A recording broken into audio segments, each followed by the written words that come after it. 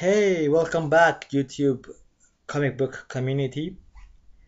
This is gonna be a quick video because I had some stuff arrive for me in the past couple of weeks that I want to show you. One, I did mention it in my last video, and I didn't expect it to arrive so soon, but it arrived last Thursday, and I expected it at least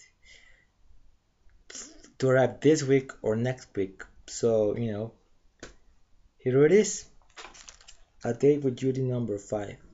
From cover dated July 1948. If you can hear that thunder, we have some rain here finally. So I hope this doesn't really interfere too much on this video. Now this issue will be probably the oldest I own so far, and probably will be for a while, as I want to focus a bit more on the Silver Age, Bronze Age Superman. I'm a huge Superman fan. I also have that Supergirl run I want to complete as well. So for the time being, this will probably be the oldest thing I've got. I really like the cover. Year out, and uh, Judy kind of conked the poor runner. You can see. This book, you know, it's 10, at least 5 times better than, the other two issues I've got. Yes, it has a lot of stains here in the cover and the back cover. It's got some chipping, here. It got a bit of a tear at the top, in the top staple, and the staples themselves seem to be a bit rusted, but the inside pages are really, really great. There are no major tears or little pieces missing like the other two issues. 45 had uh, a page almost torn, plus the centerfold was detached. No, this one, it's complete. No tears or anything. Got a few little creases and a few little minor tears. It's got a few creases here, here. Uh, but I'm very happy I got this one. I fought for it. Uh, and I'm happy despite its condition. It's a great, great book. I've read it. The colors are bright. The pages are kind of tanning, but like I said, there's nothing really wrong with them. There is a small tear in the centerfold, and it's just a minor tear, kind of folds. But besides that, every single page is complete, nothing missing. The other thing that arrived, probably, I believe, maybe 2 3 weeks ago, isn't a comic. It's not a comic book. It's not comic book related.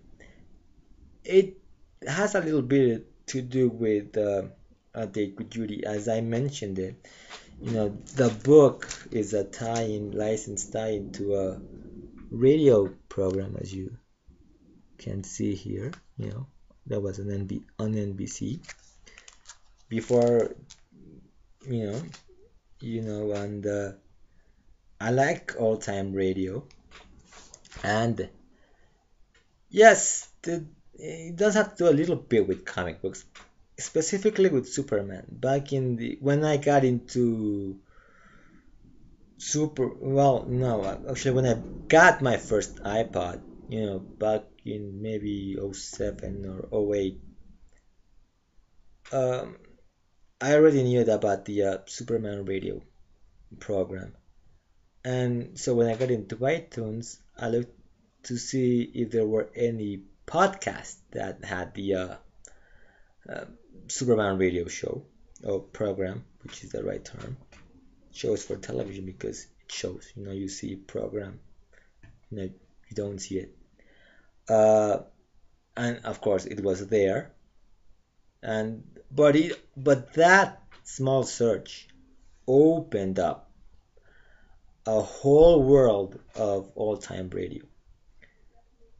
Some, of course, are related to the old pulps, like The Shadow, which I really, really like.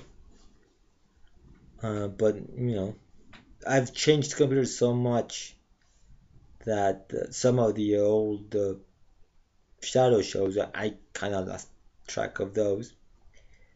But back in the day, I heard several episodes several times because they just kept up. Once they loaded up a bunch, they would reload some of the earlier stuff. So, you know, but I really loved those shows, and I loved the comedy shows. And one of the first comedy programs I love comedy, and one of the first comedy programs I downloaded was the Jack Benny program podcast. And curiously enough, I knew who Jack Benny is was, and I only saw like one film with him in my entire life, and I knew how he looked like, and I knew who he was, and which is weird, you know. And so I saw this photograph which I bid on at the same time or around the same time I bid on Justice League number 97. And so this is a photo. This is a press photo of Jack Benny with Dennis Day. And I was the only one who bid on it. Nobody else did. I expected for somebody else to bid, but they didn't, and I won it. I mean, I bid the minimum. I expected somebody else to come because there was another Jack Benny photograph that had several bids on. This one nobody did, and at that time I actually felt like really, really bad that I actually won because I already spent money on Justice League.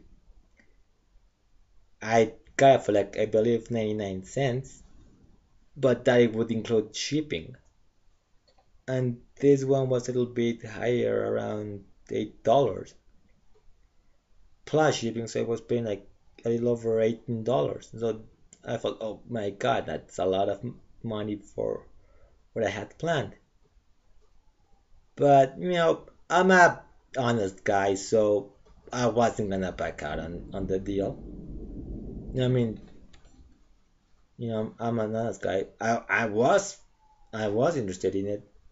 I didn't expect to win it. I did, and I bought it, and I'm very happy with it because this is just a photograph of Jack and Dennis Day in the TV in the TV show stage studio, but the story behind how this press photo was used was found right here in the back. You really can't see it. Oh, I think you can. Here is, first of all, here's a stamp that was used by the newspaper that used this picture, and it's stated. You can really see it now, but the date that was stamped down was June 24, 1988. The other piece that told its story was this Dennis Day with Jack Benny, and Dennis Day is written in much bigger letters, and as you can see, it's circled. So doing a little bit of research, I learned that Dennis Day had died of Lou Gehrig's disease on June 22.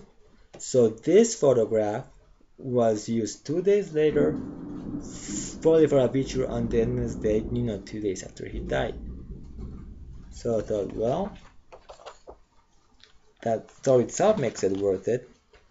And I definitely have an interest in collecting photographs of celebrities, of just old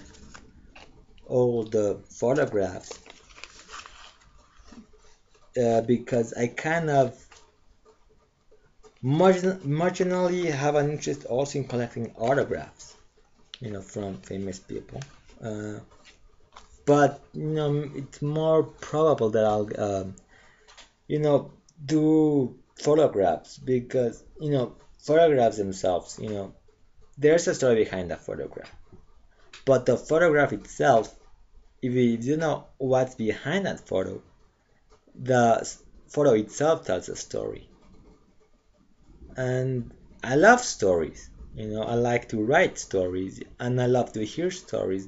That's why I really like, coming into the YouTube comic book community or any collector community, because of the great stories that are behind our collections. And you know, I have, you know, I think everything I own has a story behind it. Every comic I have, but in the past 13 years has a story behind it.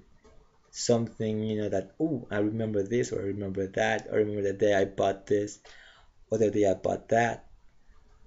And, or, you know, you know, that's the great thing about collecting. You just don't collect things, you collect stories, and you get to share them with people. So that's it for now. I'll be seeing you soon.